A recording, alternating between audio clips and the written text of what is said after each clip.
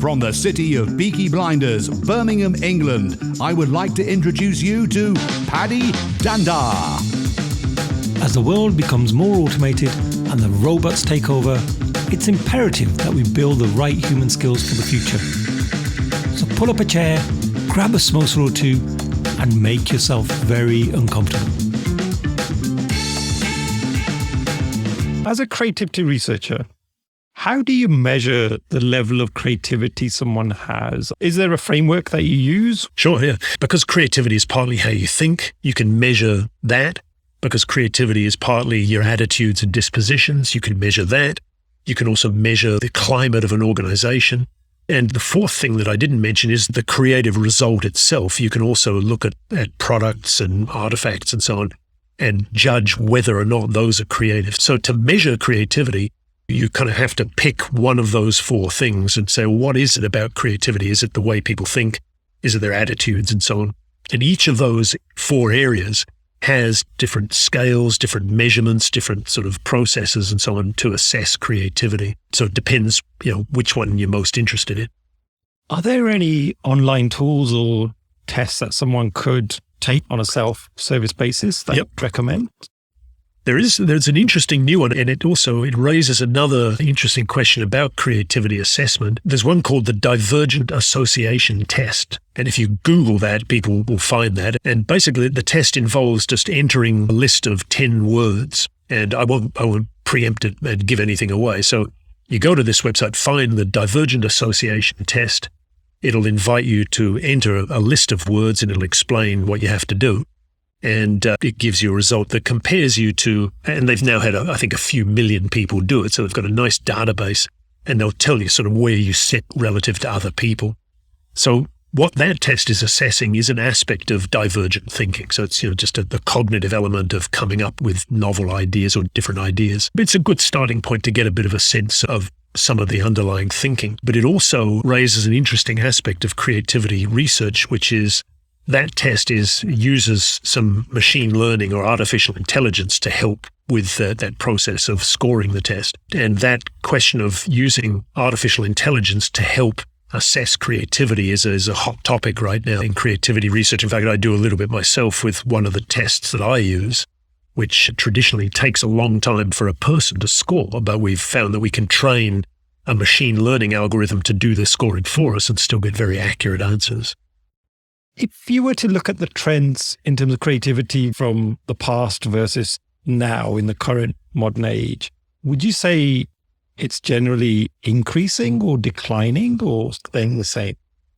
Again, you're asking fantastic questions because, without any sort of prior preparation, you're hitting on all the sort of hot topics. My personal opinion is that, and I think there's a lot of evidence for this, that creativity has been going through a succession of waves of popularity, followed by a kind of quiet period, then another wave of popularity. And the one advantage I have in thinking about this is, again, going back to my father, because he became a creativity researcher in what is now still, regarded as the very early days of modern creativity research.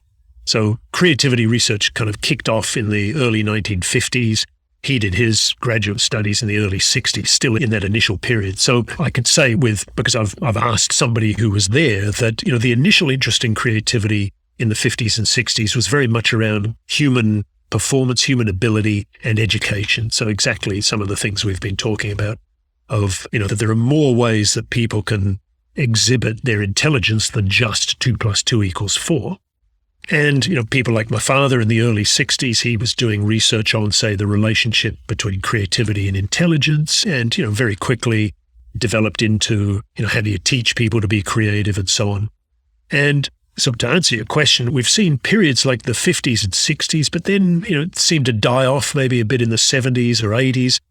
Another wave again, I'm not saying exactly the peaks and troughs, but there've probably been 3 or 4 peaks of interest in creativity, usually largely around the whole question of human skills, education, teaching people to be creative and getting the benefit of creativity in organizations. Then it's kind of died off and then it's risen up again. My personal theory about that is that at every peak, there's been a lot of interest in creativity, but then creativity research hasn't quite delivered the things that end users like school teachers and parents need. And so it's kind of died off again. And then maybe 10 years later, there's a new wave of interest.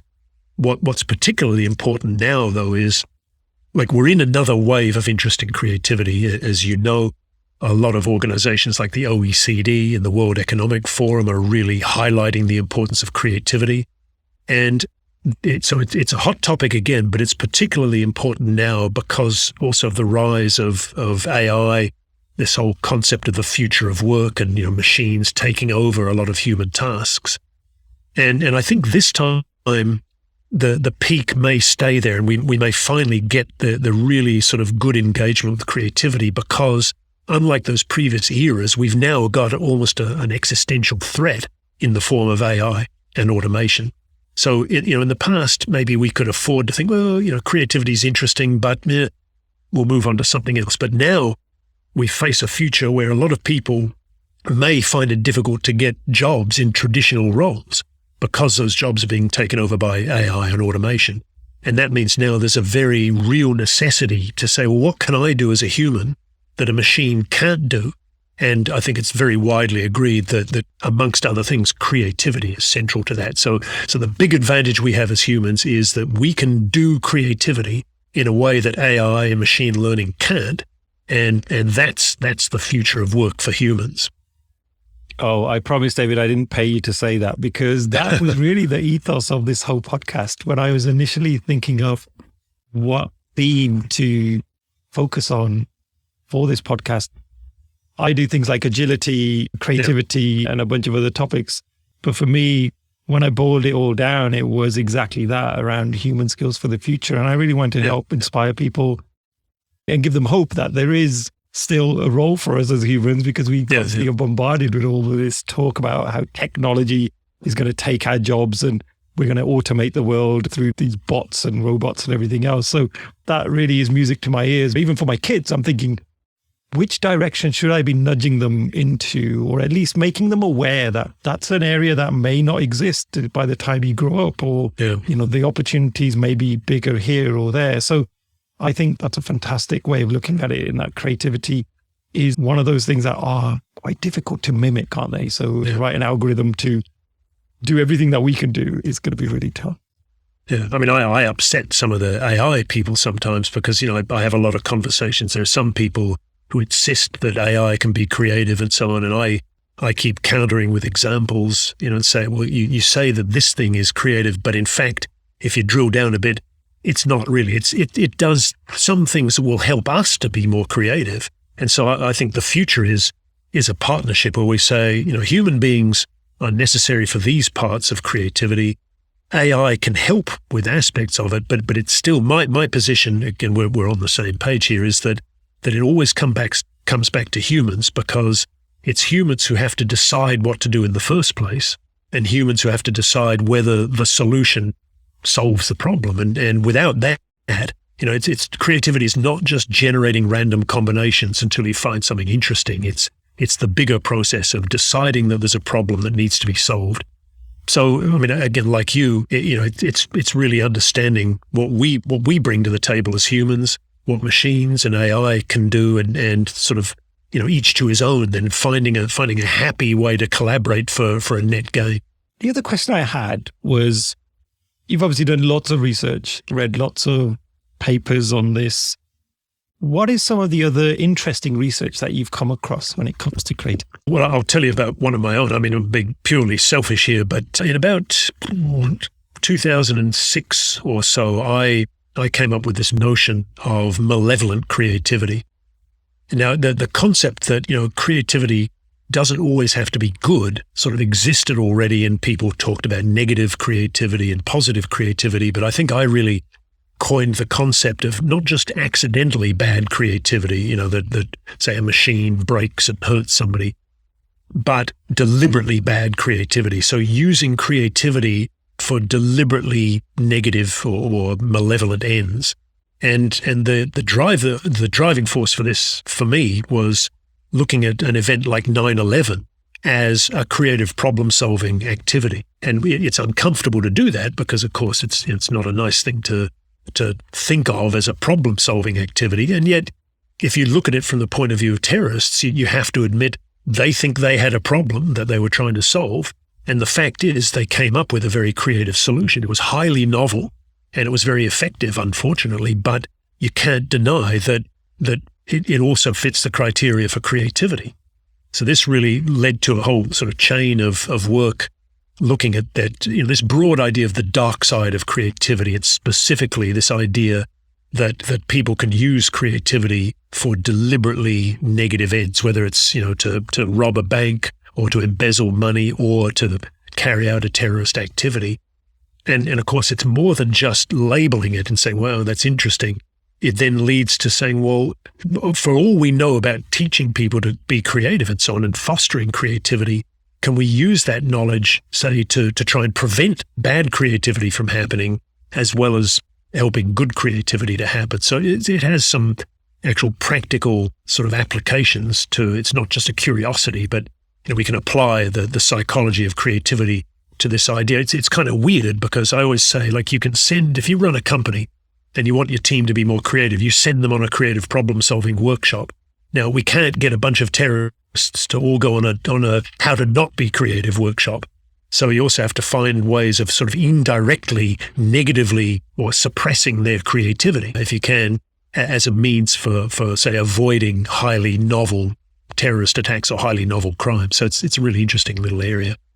Oh, again, if there's any links that we can post on that would be absolutely amazing. Yep, I'll forward a couple too. But I've got one little sort of show and tell object to show you that I use as a bit of a demonstration. So when I was first getting into this area of malevolent creativity, somebody pointed out to me, this is looking at prisons and prisoners. And you think, people in prison have an interesting sort of problem because they may have problems they want to solve that are, again, they're not very nice. Like, I want to attack somebody to be, the kingpin in prison, but it's very hard to get a weapon. And by the way, some people might think, why are you telling us this, giving the game away? I'm sure that if I know this, then everybody in prison already knows it, so we're not giving anything away. But this object here is an improvised shank. So it's an improvised stabbing weapon, but it's a good illustration of this idea of malevolent creativity because it's made out of a plastic shopping bag. So the main part here is just an everyday plastic, recyclable plastic shopping bag. And all I did was you cut a piece off, you twirl it around. I heated it up over a toaster, or you could do it in a kettle. So things that you might have access to in that situation. And this kind of recycled plastic goes very hard when you heat it. So you can form it into quite a hard sort of object out of an innocent thing like a plastic bag.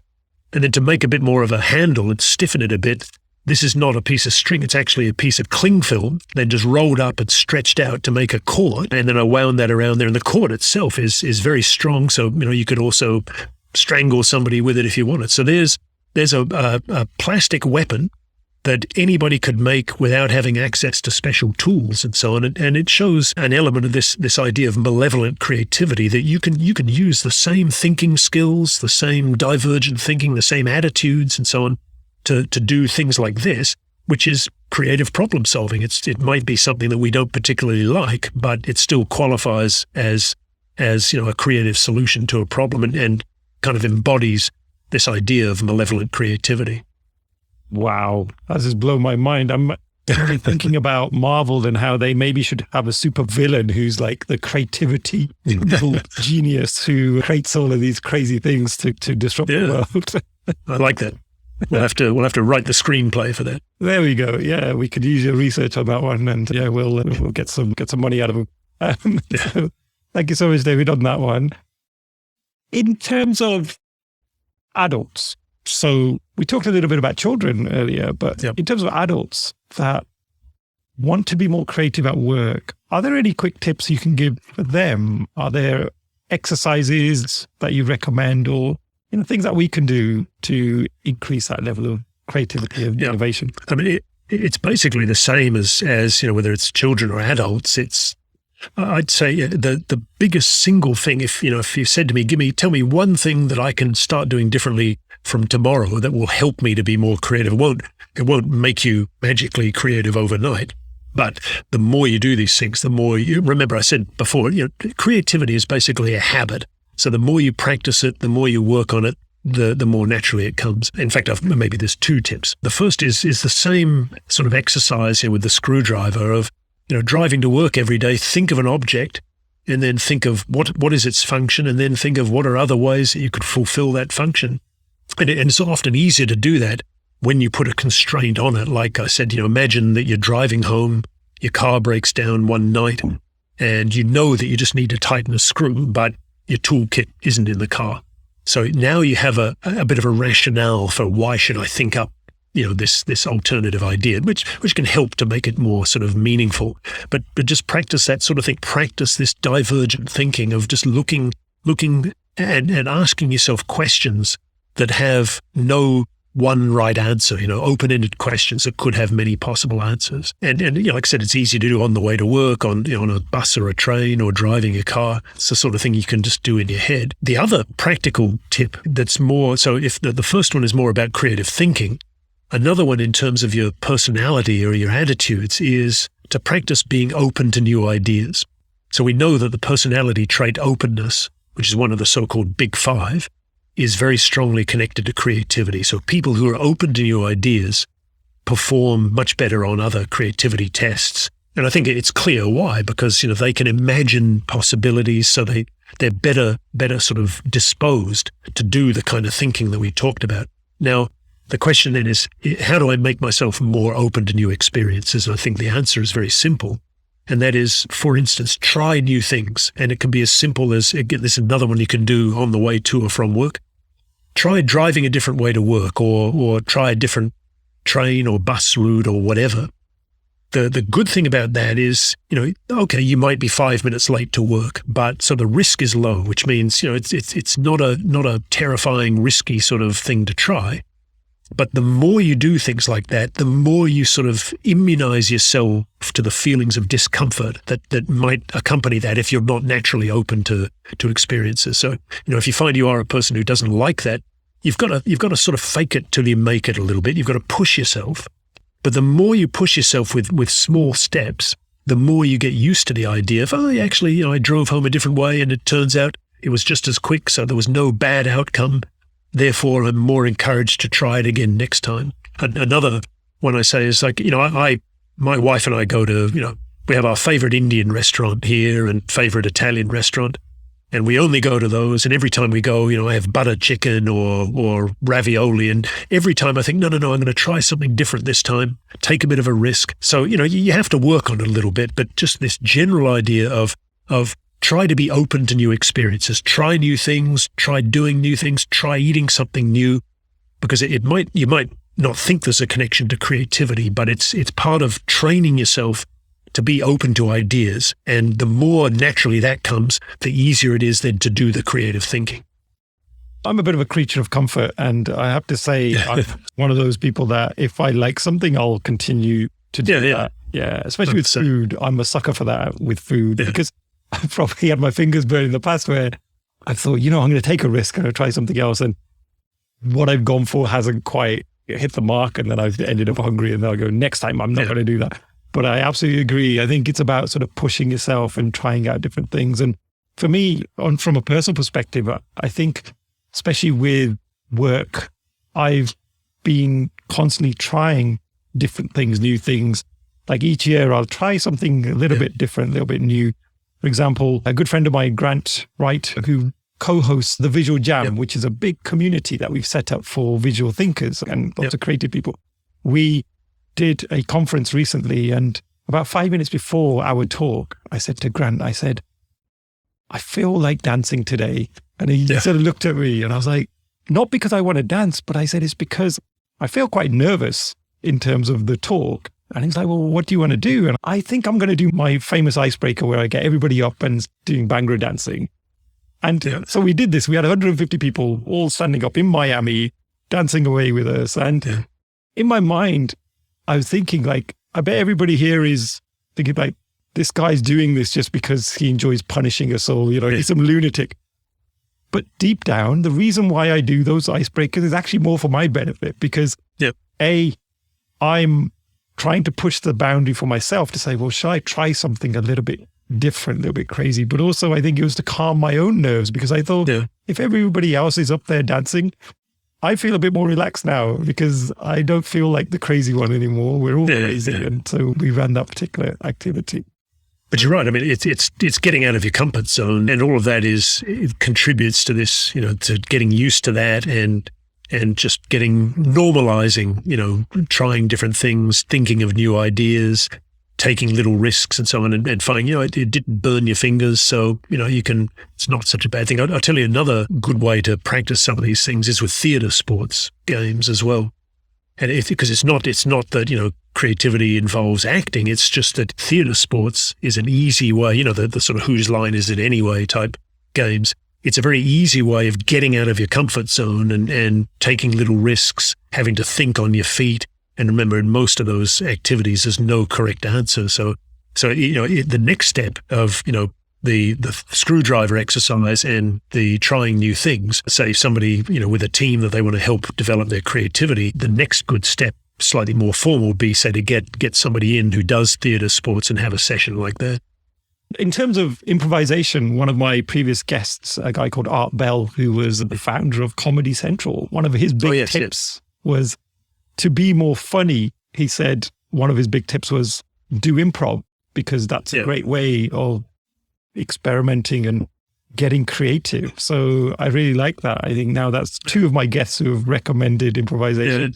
I'm going to have to bring in an improvisation expert, I think, on a future show just to try some of these activities. Yeah. Well, I'm sure, you can, somebody who does improv sort of professionally would be good because, they'll know a range of games. I've had a bit of help from two of my kids, are sort of one of them in particular is an actor, but I've had them help out a couple of times. But I first of all explained, it's not just any improv activity. It's I want ones where it makes people have to take little risks, or I explained to my son, what I'm trying to focus on is they've got to come up with ideas, because that's the same as creativity. Or, be in a situation that maybe makes them a bit uncomfortable. They have to take a risk. So he picked sort of certain games that he felt particularly addressed those things that help us to develop our creativity. Fantastic. So we're running out of time, David, but I would love to finish off on any recommendations of books, research, or even individuals that you would recommend if anybody is interested in knowing more about creativity or just getting more insight. Could you recommend some resources?